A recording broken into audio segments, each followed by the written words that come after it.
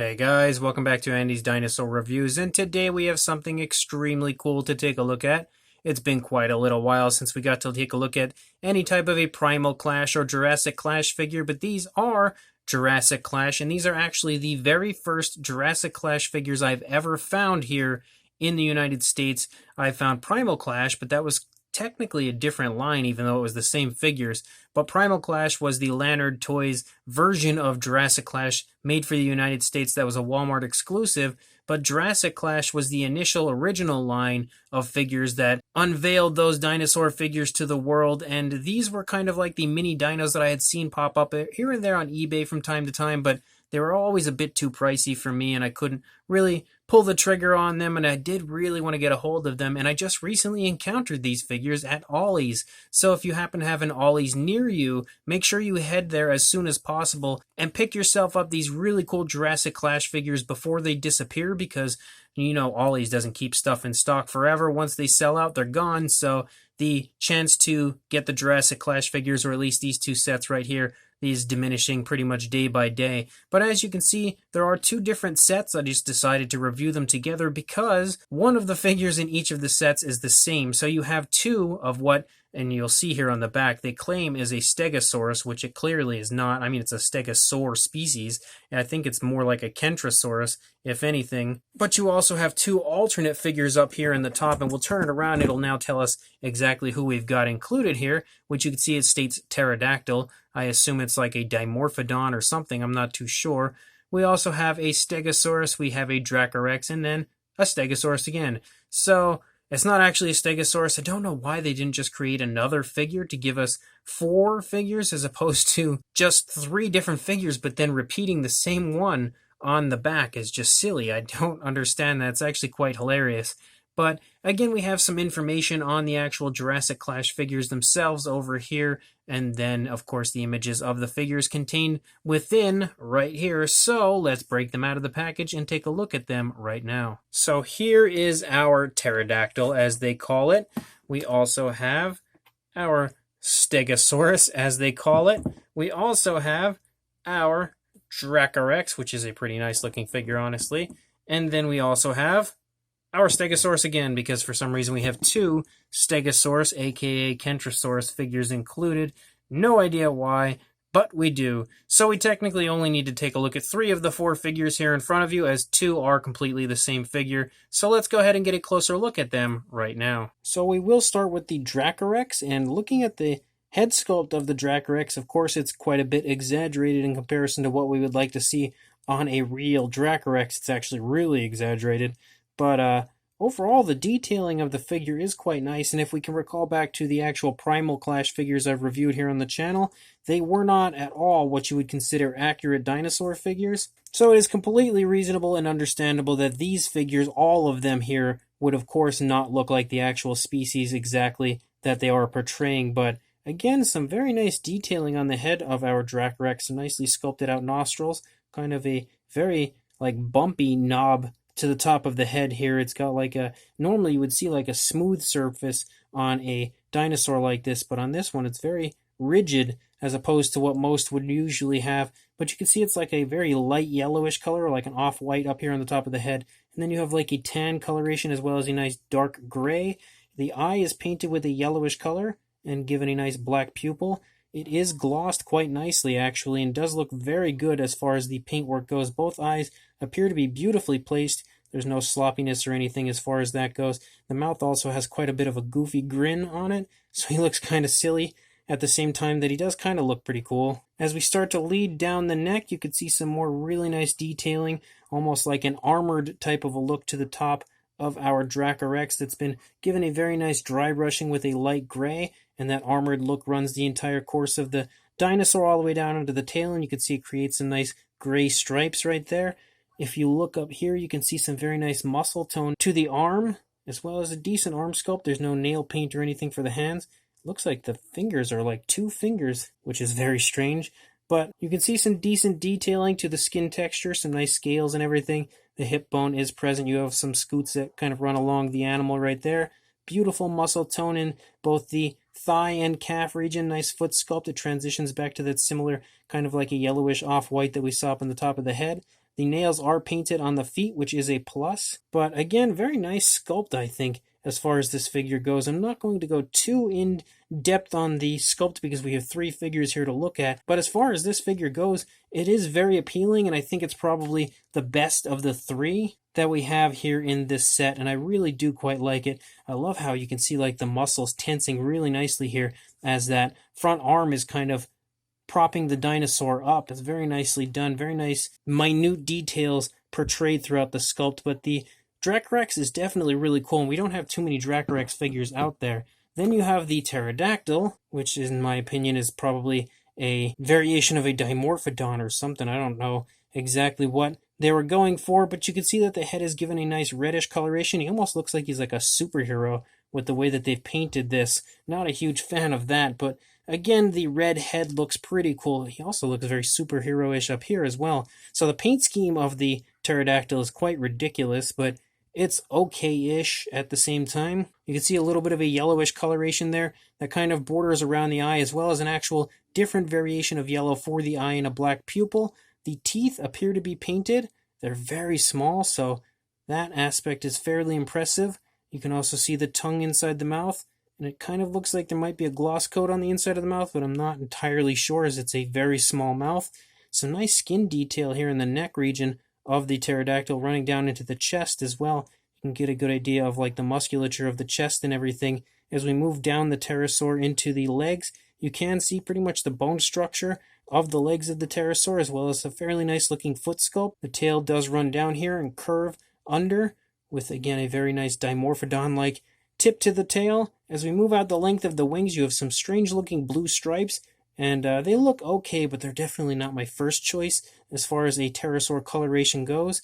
You can also see some nice skin detail right there in the arm within the wing, but you can see some veins and everything showing within the skin flap of the wings right there. Nicely sculpted out hands. If we turn the pterosaur around, again, some fairly nice looking skin texturing in the skin flaps of the wings. That's actually quite nicely done as far as that goes. So overall, I feel like the sculpting of the pterosaur is fairly nicely done. Again, it's not exactly realistically portraying any type of a species specifically, but it's fun for what it is. It's definitely a fun looking pterosaur figure. You can also see some kind of like scoots that run down, like some osteoderms that run down the back of our pterosaur. Just not a huge fan of that paint scheme. And then we have what is marked as a Stegosaurus, but looks much more like a Kentrosaurus, a very, very exaggerated version of one. He has an absolutely insane looking head sculpt, but a nicely painted eye with a white coloration, and then a yellow and then a black pupil. But the actual painting of the eye is a little bit sloppy. You can see it's actually missed the mark quite a bit, but I like that they've gone the extra mile as far as including like a white and a yellow for the eye. The mouth makes him look almost like he's a predator in a way, sort of, but he has like an angry I'm going to bite you type of a look. Almost looks like an angry turtle or something with teeth, but the eye actually looks better on this side, I think, than it did on the previous side. There is a little bit of a gloss coat for the eye as well. You can see the teeth are painted within the mouth. The tongue is as well, with somewhat of a realistic looking coloration. Nice looking nostril up there on the beak of our Stegosaurus, aka Kentrosaurus. Some pretty nice looking skin detail here in the neck. I do quite like that. And the actual detailing up here in the plates is really nicely done. And I love how they've given it like a dry brushing with that yellowish coloration, so you can still sort of see some of the green within the cracks of the plates, within the detailing there of the plates. That's nicely done as well. You do have the shoulder spikes that are painted with like a reddish coloration. They kind of appear to have just dry brushed that over as well, because you can see down here the actual spikes of the Stegosaurus. Some of them don't really even have the paint all that solid as far as the application. You can see the coloration, that greenish coloration, is kind of creeping through, which I don't know how big of a fan I am of that. I mean, it's not terrible, I guess. You can see some really nice skin movement though right here in the body with this leg pulling forward, stretching the skin. Definitely looks very nice. Nice foot sculpt. No nail paint, unfortunately. I like the scales as well of the figure. And again, really beautiful skin detail here in the stomach region, but the figure as a whole is just somewhat hideous as far as the Kentrosaurus goes. Like, the proportions of the body just look so weird. Everything about this figure is just incredibly off. You have some nice muscle tone here in the back of the leg though. Beautiful calf muscles and thigh muscles, as well as a kneecap looks to be present. Nice foot sculpt again, but no nail paint. The tail is definitely way too short and curves in very, very sharply. I don't even know if a Kentrosaurus could really pull that type of a curve off with its tail. I mean, maybe. The entire backside of the dinosaur just looks super weird. It's got a pretty decent size to it, and then it just diminishes to next to nothing right there. Again, some nice sculpt and detail as far as the minute details go on this side. Some nice sculpt on the underside as well, except for this one area where it's just like almost completely non-existent because it has some information right there about Lanard Toys and all that fun stuff. So this figure, as far as a Kentrosaurus goes, is awful. But as far as an off-the-wall sort of a mutant, weird Kentrosaurus type of a dinosaur, it's interesting, I guess. And then the other one here is just exactly the same figure, so we're not really going to see any real difference between the two. Just, again, a little bit of a different look at the figure as far as how well it's painted. This one actually looks like it might be painted a little bit better than the previous one, but not too much different as far as this goes. Still a pretty ugly figure, but I am quite excited about finally having these mini dinosaur figure sets from Lanard Toys Jurassic Clash line. As far as the size goes on our, in quotation marks, Stegosaurus, you are looking at about the 5-inch range, or about 12.5 centimeters. For a height, you are looking at about 2.5 inches, or about 6.5 centimeters. For our Pterosaur, for a width, about 5 inches, actually right around the same spot, or about 13 centimeters. And then if we go for like a height area, about 2 inches or 5 centimeters. And then for our DRACREX figure, again, for a length, you were looking at about 3.5 inches or around the 9 centimeter range. And then for a height, the highest point might be the back area, about 1.75 inches or about 4.5 centimeters, so very small. For a size comparison, there is Mr. Papo T-Rex, the Attack Pack Colovosaurus, and Robert Muldoon mixed within our Lanard Toys Jurassic Clash figures. And next to these figures here, you should have a pretty good idea that they are fairly small. The Stegosaurus or Kentrosaurus or whatever it is approaching like Attack Pack size range, but still a little bit smaller. And the other two are pretty much Jurassic World mini sized as far as they go. But hopefully next to these figures, you'll have a pretty good idea of how well they size up. So these Lanard Toys Jurassic Clash smaller dinosaur figures are definitely not the best figures in the world. They're not near as nice as the actual Primal Clash figures that we got from Walmart recently. It's probably like last year, actually, so it's not too recent. But I think that the figures are still fun, even though the worst of the bunch is absolutely their, in quotation marks, again, Stegosaurus or Kentrosaurus, whatever you want to call it. I feel like that is definitely the worst, and it would figure that for some reason we would get 2 of that figure and then 1 of each of the others. The DRACREX is still quite fun, and definitely my favorite of the group. I feel like the paint scheme is quite nice on it, and the sculpt overall includes some really nice detailing. Again, none of these figures look actually like the dinosaurs they represent, but still pretty fun looking. And as far as the figures go, I definitely like the DRACREX the most. Then you have that Pterosaur, the Pterodactyl back there, which I think is supposed to insinuate a Dimorphodon, but I could be wrong. Maybe it's supposed to be some other pterosaur. I don't really know what the actual inspiration was, and they don't tell me on the packaging. They just say pterodactyl. So we're just going to assume it's some off-the-wall random pterodactyl. And although I think the sculpt is fun and fairly decent, the actual paint scheme I'm not a fan of at all. I feel like he looks like a superhero. He just looks ridiculous. So the paint job on that one I definitely don't like, but the sculpt is fun. I do like the paint job and sculpt on the DRACREX.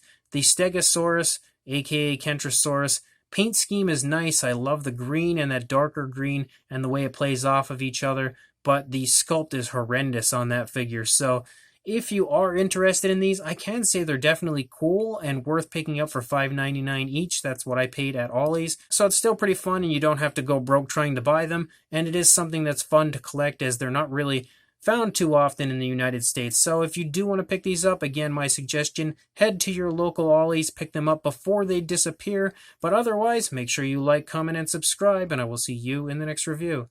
Thanks for watching.